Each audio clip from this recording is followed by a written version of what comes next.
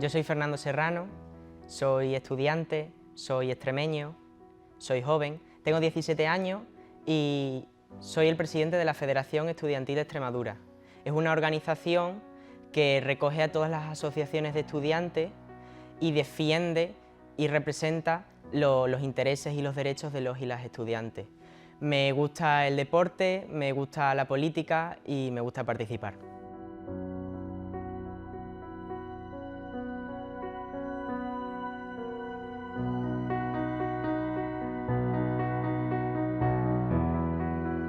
Soy Cristina Requena Mansilla, nací en Badajoz, aunque tengo familia andaluza, de un pueblo al lado del pueblo de Joaquín Sabina, y estudié criminología, después un máster en investigación, especialidad en psicología, y a día de hoy estoy haciendo mi tesis doctoral en psicología. Y soy presidenta de la Asociación de Doctorandas y Doctorandos de la Universidad de Extremadura.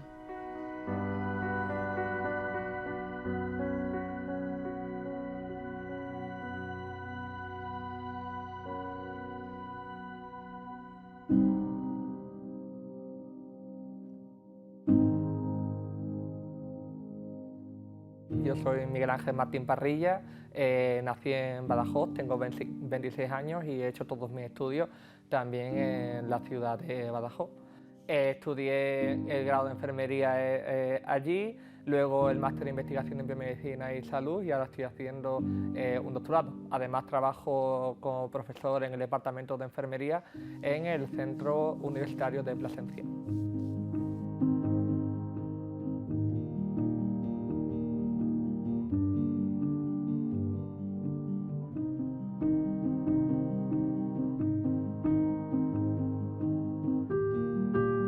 Soy Cristina Viciana, soy la mayor, tengo una hermana pequeña. Empecé con mis estudios universitarios estudiando medicina, lo tuve que dejar en cuarto por motivos de salud mental y finalicé mis estudios como trabajadora social. Ahora trabajo en Fundación Triángulo, una entidad que se dedica a defender los derechos del colectivo LGBT. Y soy lesbiana y me encantan los gatos.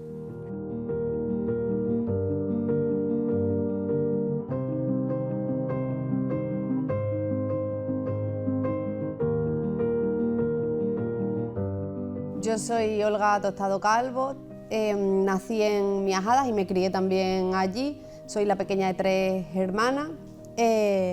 Digo que soy una mujer rural y también feminista por motivos evidentes, pues porque esta sociedad nos necesita también visibilizándonos. Soy investigadora, pero ahora me dedico a cuidar a mi bebé, que tiene 7 meses.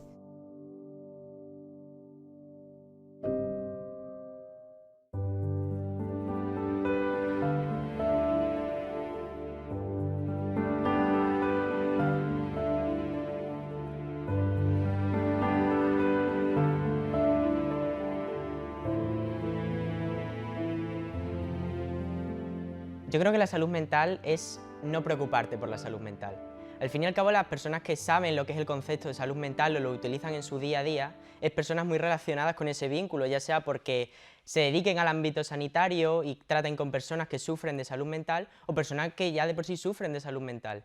A mí me gustaría no saber qué es la depresión, pero no por una mera ignorancia, sino porque porque no haya tenido que tener ningún tipo de contacto con este tipo de problemas.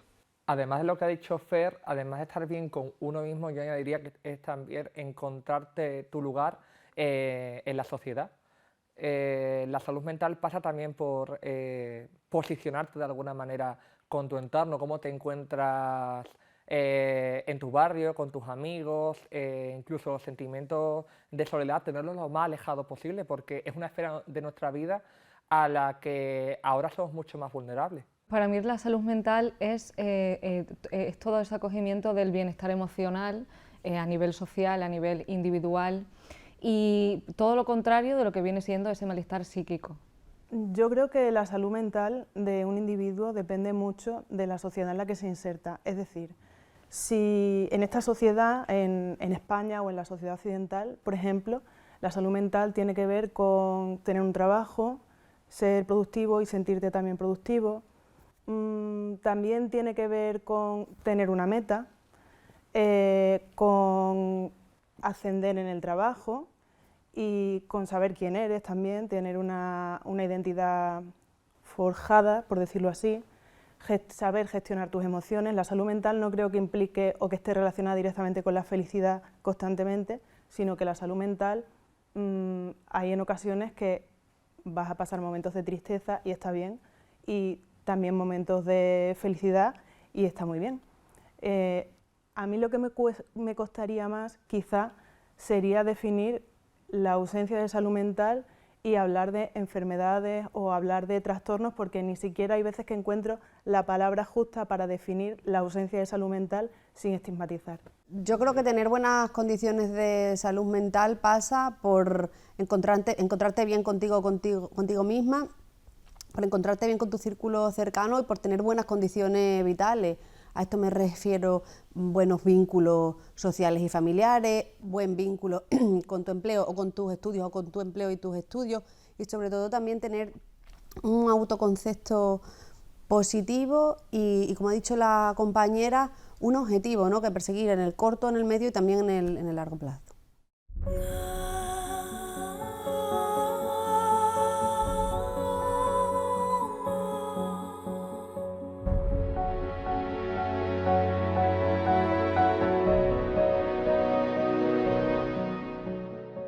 La vida de nuestros padres ha sido muy diferente.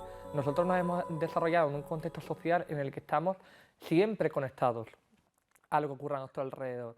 Entonces, en ese momento en el que ya nos sentimos conectados, estamos desarrollando nuevas emociones. Si yo, por ejemplo, algún día no recibo un WhatsApp, que es algo muy sencillo, de alguno de mis amistades más importantes, o bien pienso que a esa persona le está pasando algo, o pienso que a lo mejor no le puedo no importarle tanto, y ya está generando nuevas emociones en mí que van a dificultar mi salud mental. Yo diría que somos más vulnerables porque, parece una frase hecha, pero no es, porque somos la primera generación que no vamos a vivir mejor que nuestros padres. Que decir que somos vulnerables no significa decir que somos blanditos o que no tenemos la capacidad de enfrentarnos a los problemas. Creo que tenemos en general, ¿no?, la juventud, y aquí siempre pues hay excepciones y hay casuísticas, que tenemos una capacidad de resiliencia increíble, que hemos tenido que asumir ciertas cuestiones, como por ejemplo que no vamos a tener un sueldo digno hasta que no tengamos X años, que no vamos a poder comprarnos una casa, que es lo que se supone que esta sociedad te impone. Y creo que la juventud de ahora está muy comprometida, a diferencia de lo que se piensa y de lo que se difunde, ¿no? Nos hemos encontrado con que, en mi caso o en el caso de algunos de ellos que son un poco más mayorcitos, sí que se nos ha explotado tarde la burbuja de la meritocracia. Pensábamos que estudiando mucho, siendo los mejores, íbamos a conseguir pues un buen sueldo, no sufrir la precariedad, y sin embargo cuando hemos llegado ahí nos hemos dado cuenta y hemos visto a nuestro alrededor y a compañeros nuestros que no es que no tuviesen un buen sueldo, es que no encontraban trabajo, no es que fuesen ingenieros o arquitectos, es que estaban trabajando en el Mercadona sin tener nada en contra por trabajar en el Mercadona, obviamente. Entonces, eso supone una frustración que es muy difícil gestionar.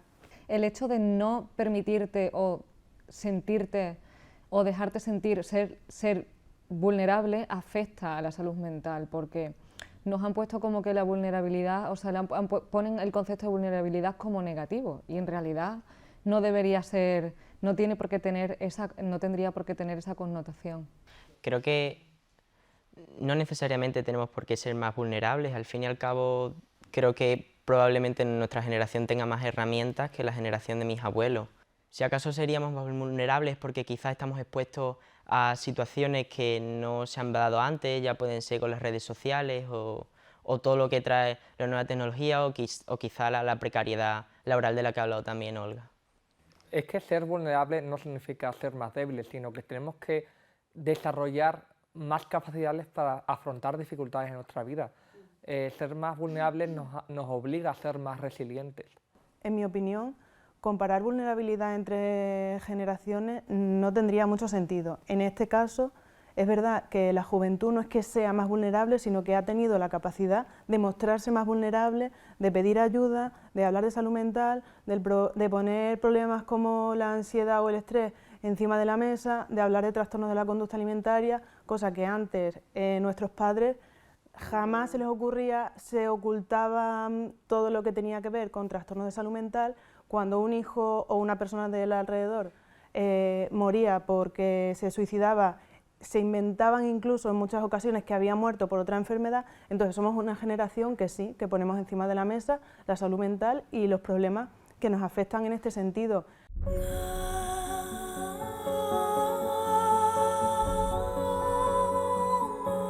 Creo que se está normalizando la ansiedad que causan los estudios, que muchas veces te cuesta la salud mental. Es que no debería de estar normalizado tener que dejar, por ejemplo, la práctica de tu deporte favorito, que es un poco ocio, por tener que superar tus estudios. Y está normalizado, y la mayoría de los y las estudiantes que, por ejemplo, están en bachillerato, están en segundo de bachillerato, que se tienen que enfrentar a la BAU, lo dejan. Creo que, por resumir un poco los comentarios, se nos ha educado en competitividad, en ser los mejores siempre, y que ello implique abandonarnos a nosotros mismos, a nuestro entorno, hacernos mucho más afín al mercado laboral, generando en nosotros un sentimiento de frustración que al final se traduce en más estrés para nosotros y que puede conllevar en trastornos de ansiedad. Yo pienso que eso puede venir de las altas exigencias del modelo sistemático que existe a día de hoy. Es decir, por ejemplo, en mi ámbito, que es la universidad, en el tema del doctorado, se te exige mucho para obtener una plaza ese modelo de meritocracia que es tienes que publicar tantos artículos o tienes que tener tal porque estás compitiendo con otras personas y entonces tienes que llegar, y eso genera un desgaste, ¿no? Las fuentes de información que he tenido yo como joven que soy son muy distintas a las que ha tenido mi padre. Eso me puede hacer mucho más vulnerable o me tiene que reforzar aumentando mi capacidad crítica para ver yo qué es lo realmente importante y no dejarme influenciar de alguna manera. Y ya no es el simple hecho de que tener una precariedad laboral te genere cierta nerviosismo, ansiedad o problemas de salud mental, sino es que el paso previo a llegar al mercado laboral ya viene siendo la EBAU o la etapa de bachillerato, también se está normalizando un montón. Antes solamente estudiaban y tenían estudios unos pocos. Mi padre es agricultor, mi madre es auxiliar de enfermería, pero no pudieron tener estudios superiores porque venían de familia de campesinos, ¿no? Y ahora las hijas y los hijos de esas personas que no han podido, por ejemplo, ir a la universidad o tener unos estudios superiores, sí que hemos podido hacerlo. Ahora hay muchas más personas jóvenes con formación. No por tener más formación necesariamente vas a vivir mejor, y eso está pasando, entonces también hay que darle una vuelta. Y cuando accedemos al mercado laboral tenemos que seguir demostrando diariamente que merecemos estar allí. Y eso también nos genera frustración. Tú antes estudiabas Derecho y podías ejercer como abogado o abogada sin necesidad. Ahora tienes que hacer también un máster porque, pues por lo que decía Olga, o sea, hay como más alumnado, hay más competencia, entonces te exigen ese máster para poder ejercer. Entonces no deja de ser como cada vez, no sé si son impedimentos, pero sí exigencias. Muchas veces eso va más allá, no solo de que no recibimos una formación o una orientación adecuada, sino que en muchas asignaturas os enseñan de una forma que actualmente el mercado laboral está obsoleta o necesitaríamos otras asignaturas que nos adapten ahora mismo al mercado laboral.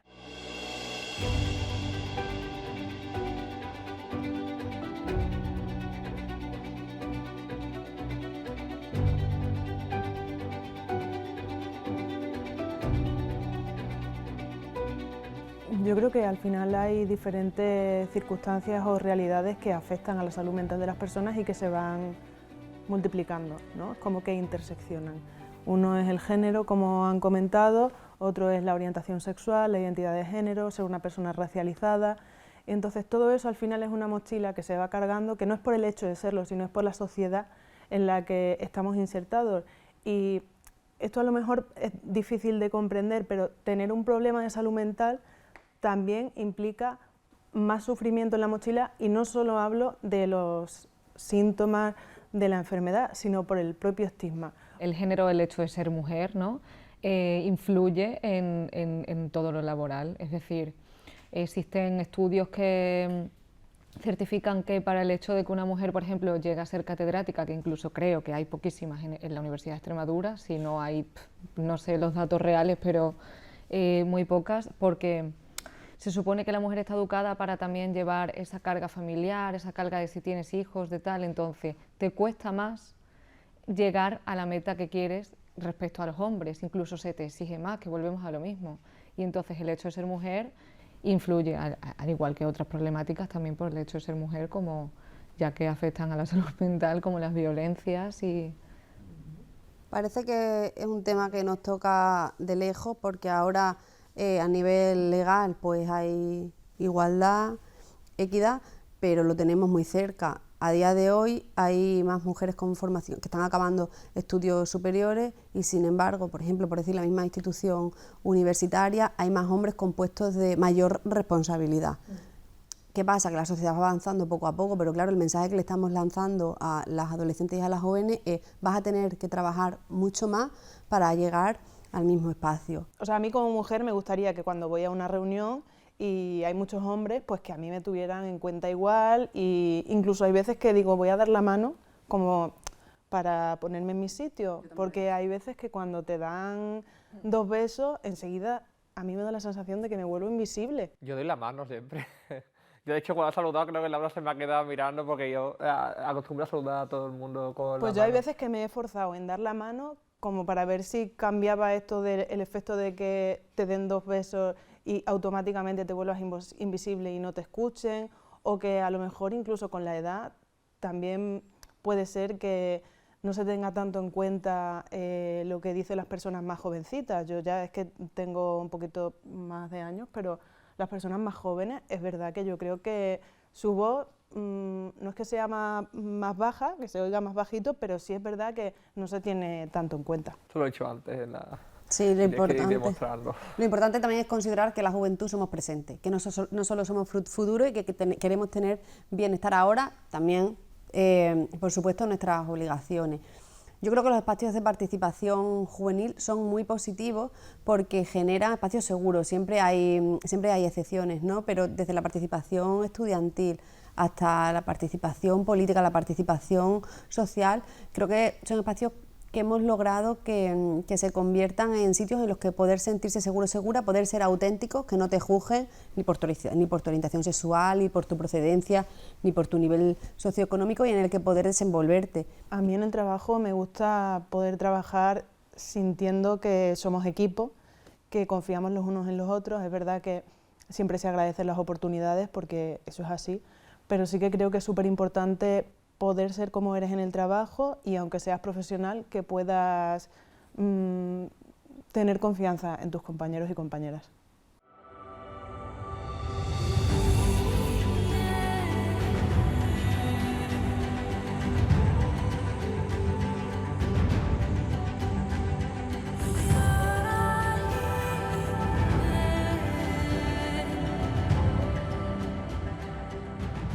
Yo a una persona que se siente sola le diría que no hay que tener miedo a pedir ayuda. Si sentirte solo te está sentando mal de alguna manera, pedir a terceras personas que de alguna manera te apoyen o te ayuden o te transmitan herramientas no es ser débil, al contrario, es una fortaleza que seas capaz de buscar lo mejor para ti.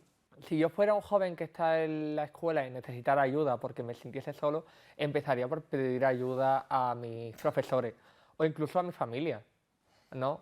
De hecho, una de las cosas que le diría a los padres de ahora, ¿no?, que empiezan a ser padres y que van a ver cómo se desarrolla sus hijos, es aceptación incondicional, que abran los oídos a cualquier cosa que le digan sus hijos, porque aunque para ellos no significa un problema, a lo mejor para el joven o la joven lo es.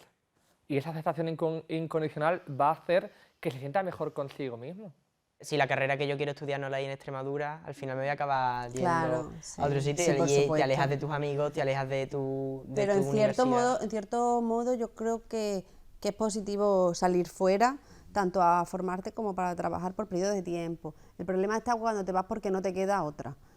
Entonces ahí pues viene el problema, el desapego, el desarraigo, que mucha gente joven está afuera sin quererlo estar.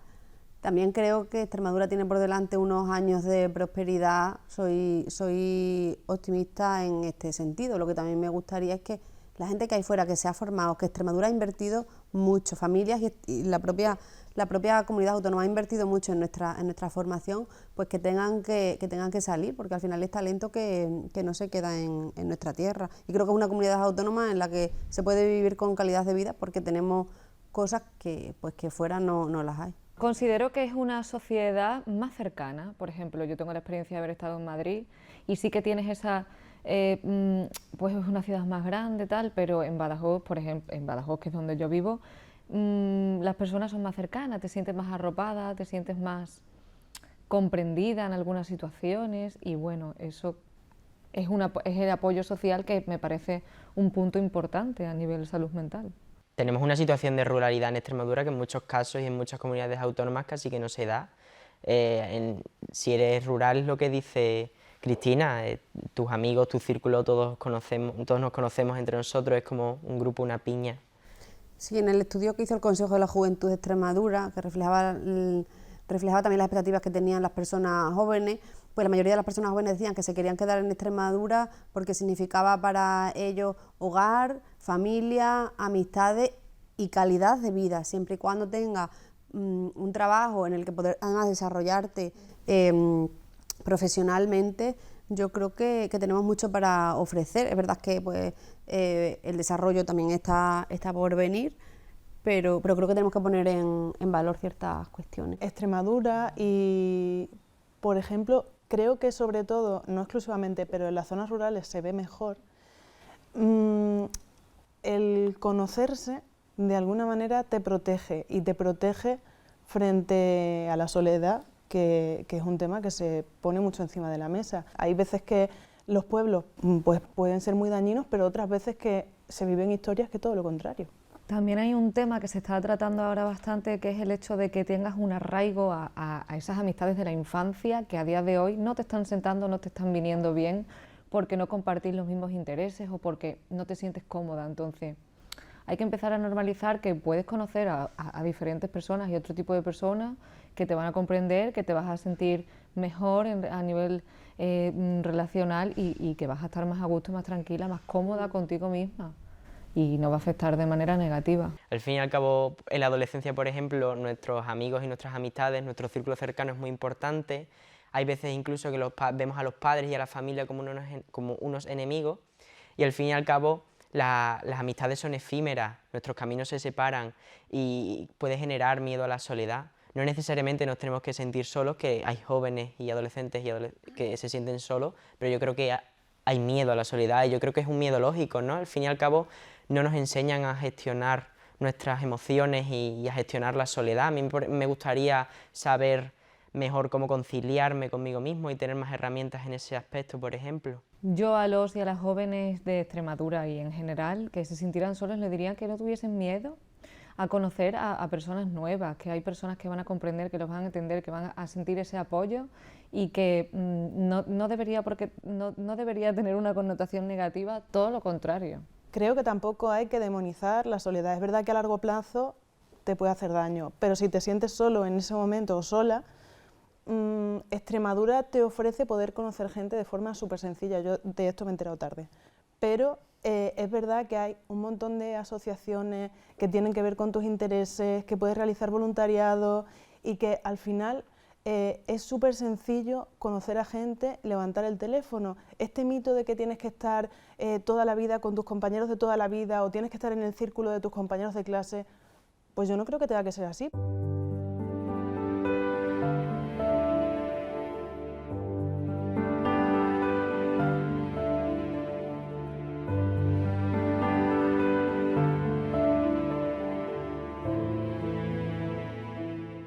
Lo primero que hay que hacer es buscar ayuda de profesionales si el problema es grave o si el malestar que tenemos es grande. Para eso necesitamos, y creo que es importantísimo, que en el sistema sanitario tenga unos recursos suficientes y una plantilla de psicólogos y profesionales suficientemente amplios, ¿no? Porque muchas veces nuestros amigos y nuestros padres no son superhéroes y no son psicólogos y no se curan los problemas simplemente compartiéndolo, sino que necesita ir a terapia. Lo mismo de antes, quien va a terapia a pedir ayuda es valiente, es quien se cuida, quien desde aquí animamos a que la gente vaya a terapia y pida ayuda. Si te sientes la oveja negra, a lo mejor es que no estás en el lugar apropiado. Abre las puertas y conoce gente y vas a encontrar otras ovejas negras que son igual que tú. Y ya no seréis ovejas negras. Sí, yo creo que cuando el malestar ya es muy grande y hay que pedir ayuda, también hay que saber dónde pedirla. Cuando ves que te pesa mucho sensación de malestar, pedir ayuda. Siempre pedir ayuda, no guardártelo, porque no, tenemos los recursos también para algo, para utilizarlo. Yo pienso que es importante no abandonarse a uno o una misma, es decir, ir contigo para adelante con lo que seas, porque hay personas que no vas a estar solo, siempre vas a conocer a alguien que te va a entender y te va a comprender, apoyar, incluso te vas a pues lo que decía, te sientes cómoda y no tenemos que tener miedo de mostrarnos tal y como somos. Tenemos que aprender que yendo a un psicólogo o a terapia estamos cuidando nuestra mente y nos ayuda a ser mejores. Yo con el tema del estigma soy un poco más pesimista en la actualidad, porque es verdad que después de la pandemia o a raíz de la pandemia sí que hemos hablado más de salud mental y lo hemos puesto encima de la mesa y hablamos de ansiedad y hablamos de estrés, pero incluso de trastornos de la conducta alimentaria parece que también está permitido hablar, pero de otros trastornos de salud mental graves no se habla, porque a ver quién es el bonito o la bonita que dice en su grupo de amigos a mí me han diagnosticado de esquizofrenia o de trastorno bipolar o me han recetado antipsicóticos, porque al final el imaginario colectivo de una persona que tiene un problema de salud mental es o que está loco o que es una persona agresiva y violenta de la que hay que alejarse. Creo que hay que transmitir el mensaje de porque vayas a terapia no estás loco o no estás loca, o sea, es decir, es una herramienta que te va a ayudar de manera positiva para un bienestar emocional y que vas a poder hacer tu vida con una mayor normalidad. Entonces no hay que quitar ese estigma ya y esa connotación negativa que creo que cada vez es menor respecto al hecho de ir a terapia, ¿no?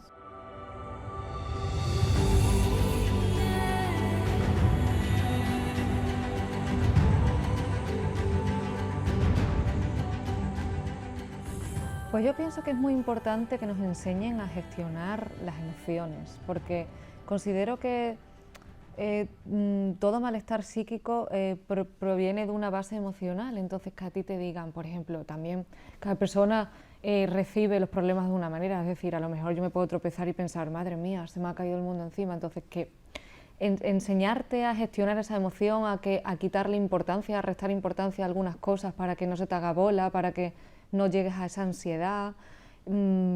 Esa gestión emocional pienso que es una base importante a la hora de afrontar, de enfrentar y de... Creo que hay una serie de plataformas emocionales comunes y que nos deberían enseñar a pasar por ellas, porque no es malo estar triste, es necesario estar triste, al igual que es necesario tener miedo, estar alegre. No podemos pensar que toda la vida va a ser un cuento de Disney donde todos vivamos felices y comamos perdices. Tenemos momentos en los que nuestras emociones nos van a guiar a otros sentimientos. Las chicas y los chicos adolescentes que no se encuentran bien pueden pedir ayuda pues, al orientador, al profe de referencia, y también pueden aprender herramientas. Lo que pasa es que el sistema educativo tiene que enseñar a los adolescentes, tiene que enseñarnos, ¿no?, a tener esas herramientas, y eso para nosotros ya cargamos con una mochila. Vamos a imaginarnos que las siguientes generaciones todavía no la tienen, ¿no? Pues ahí sí que el colegio y los institutos, el sistema educativo en general, tiene que dar herramientas y tiene que educar.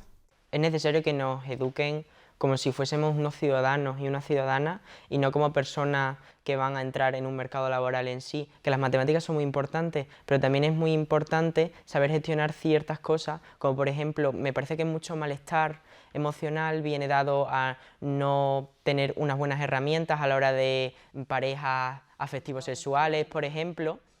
Entonces, en este caso, abordar estos tipos de temas para prepararnos para ser unos buenos ciudadanos en vez de ser simplemente personas productoras de un futuro en el mercado laboral.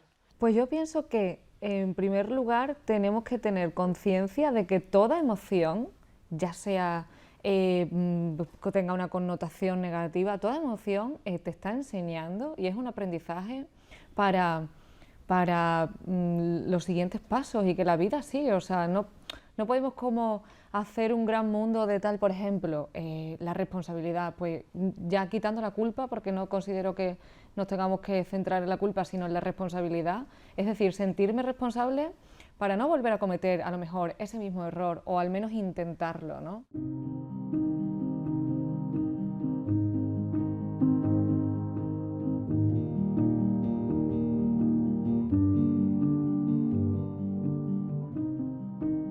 ¿Tú le darías una herramienta a alguien que no sabe usarla? ¿Le darías un coche a alguien que no sabe conducir o unas tijeras a alguien que no sabe usar las tijeras? Yo creo que en las redes sociales pasa un poco lo mismo, son unas herramientas que han generado mucho daño.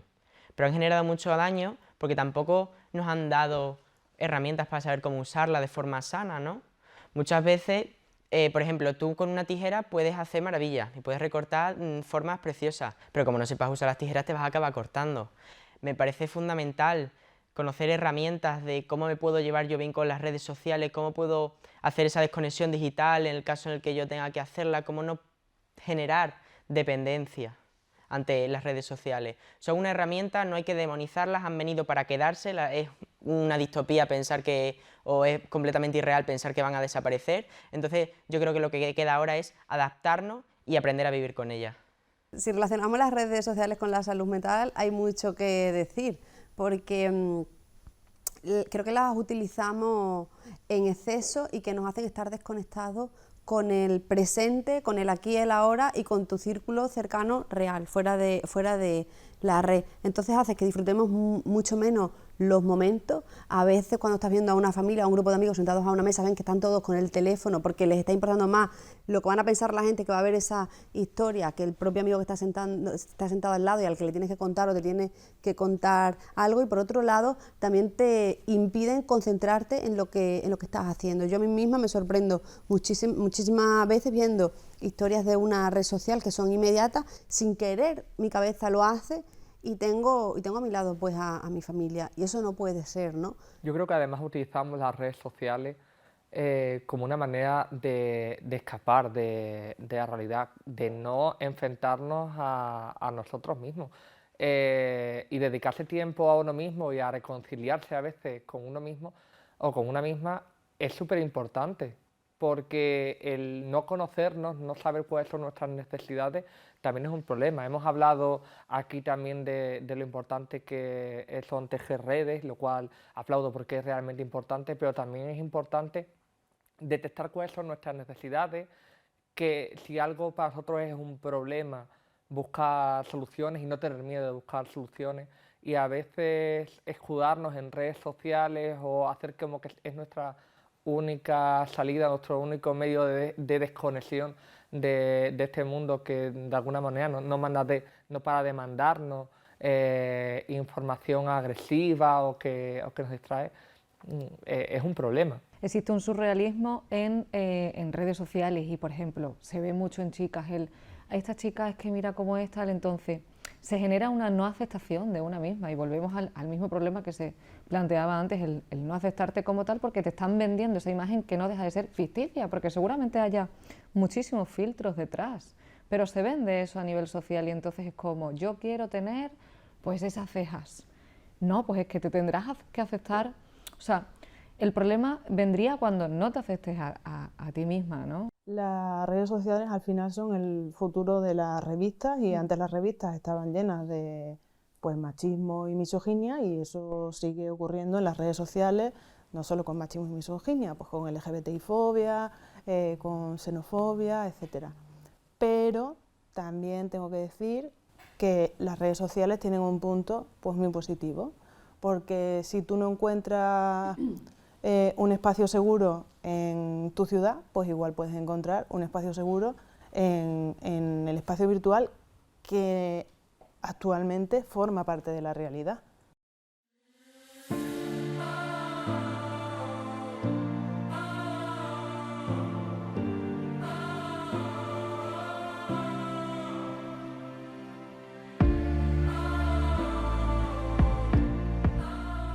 A mí me gustaría que los padres dejasen de ser tantos jueces, abandonasen ese papel de jueces y empezasen a ser acompañantes, por decirlo de alguna forma. Si yo me emborracho o yo la cago profundamente y mi madre me empieza a echar un sermón que te cagas, empieza a reñirme muchísimo, es probable que yo la próxima vez que la cague no se lo cuente a mi madre. Y la próxima vez que tenga un problema gordo tampoco se lo cuente a mi madre porque tengo miedo de que mi madre me riña y yo creo que es algo lógico, ¿no? Entonces yo creo que los padres tienen que dejar de ser tantos jueces y acompañar más a sus hijos, escucharlos y decir, ¿qué te pasa?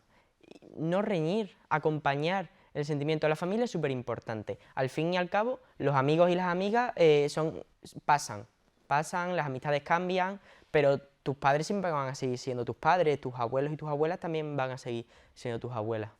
Yo a los padres del futuro les diría que no tengan miedo de hablar de emociones con sus hijos o sus hijas y que se preocupasen por abordarlas.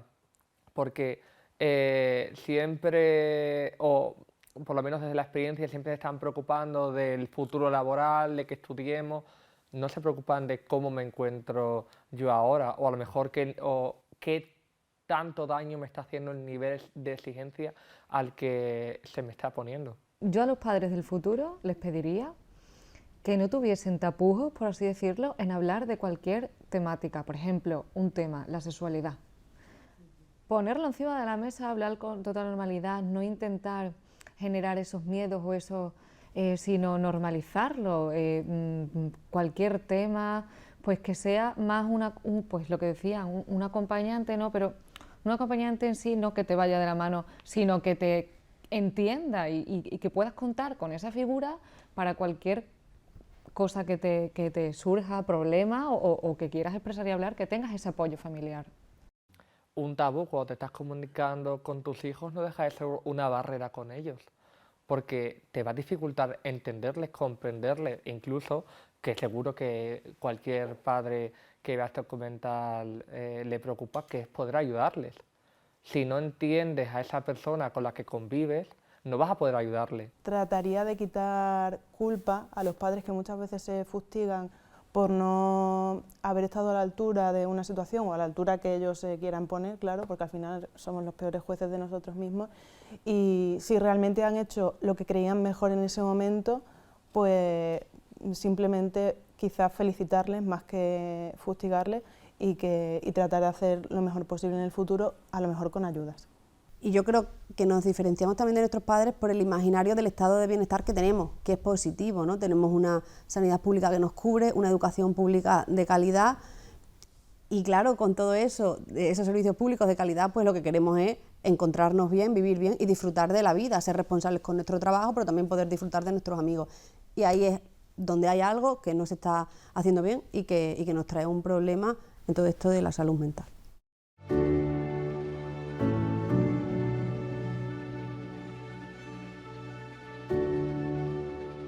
Yo quiero terminar con un mensaje esperanzador y quiero enfocarme en lo bueno, en los pequeños momentos que al final son los que nos hacen ser nosotros mismos, ¿no?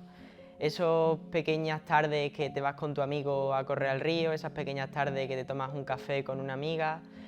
Yo creo que si tuviera que resumir un poco lo que se ha hablado hoy aquí, ha sido que es importante sentirte apoyado, apreciar el momento, vivir el presente, juntarte con las personas que verdaderamente te quieren, porque seguramente que tienes un montón de personas que te quieren, y al fin y al cabo ver el lado positivo de las cosas y en vez de pensar el daño que nos están haciendo las situaciones, pensar qué nos están enseñando.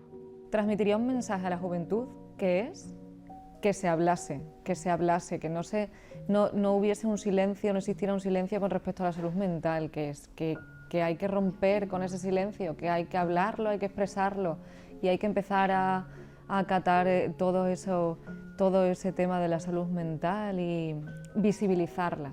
Normalizar un tema que ya no debería ser tabú, no debería ser motivo de preocupación. Llevarte bien con tus compañeros y con tus amigos es básico. Si yo sufro bullying, es imposible que yo tenga al final desarrolle una buena salud mental. Si yo tengo una buena relación con mis compañeros de clase, en mi caso no tendría por qué tener ese plus o esa cierta probabilidad que generaría a tener pues, esa ansiedad, ese estrés, etc. Al final es el hecho de tener un círculo que te apoye, te escuche y te sientas cómodo, lo que decía Olga del del sitio seguro, del espacio seguro, es fundamental.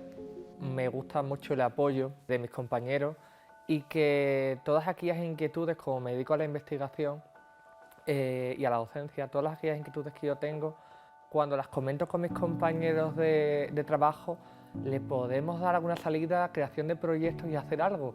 Y si son realmente problemas y estudiamos y demostramos que son problemas reales, intentar buscar soluciones. Hay momentos en los que vemos todo negro a nuestro alrededor, pero al final va saliendo el sol poquito a poco. Es muy importante. La soledad está a la orden del día, el individualismo también, y tenemos que caminar para combatirlo, ¿no? Yo creo que estamos en un mundo que va muy rápido, que todo el rato estamos haciendo cosas, si no es el trabajo, son obligaciones familiares, si no es que nos hemos apuntado a tal actividad, y creo que hay que parar, que hay que tomarse un tiempo, aunque sea difícil sacarlo, para escucharse a uno mismo o a una misma, y que hay determinadas conductas que quizá en un momento nos están ayudando, pero que realmente se producen porque pasa algo dentro. Estoy 100% seguro de que siempre tendremos a alguien del que tirar, algún amigo. Contarle y abrirte lo que te pasa a un amigo o a un familiar al final ayuda mucho. A mí cuando me pasa algo y yo lo comparto con alguien, al final duele menos. La única persona que les va a acompañar siempre son ellos mismos. Entonces tienen que dedicarse tiempo a entenderse, comprenderse, posicionarse y localizarse en la sociedad. Si no estás a gusto como te estás desarrollando, lo que estás haciendo, tranquilo, para, recapacita, busca qué quieres en la vida y avanza. Porque no hay nada peor en este mundo que sentir que no estás en el lugar que quieres estar.